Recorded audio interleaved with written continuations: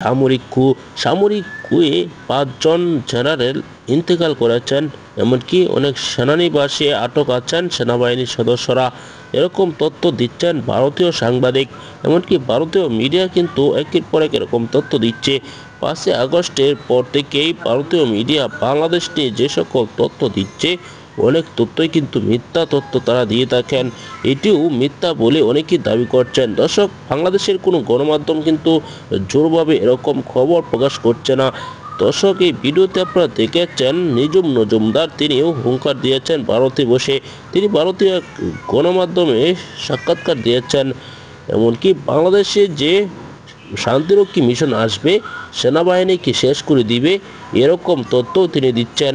দর্শক, তাহলে তারা এরকম তথ্য কোথা থেকে পাচ্ছে? এমনকি শেখ হাসিনা বাংলাদেশে ঢুকে পড়বে এরকম স্বপ্ন তারা দেখছে। দর্শক, আসলে কি শেখ হাসিনা কি বাংলাদেশে আসতে পারবে?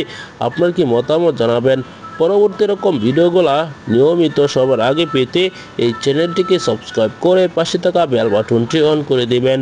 ভিডিওতে একটি লাইক করে শেয়ার করে দিবেন। আসসালামু আলাইকুম।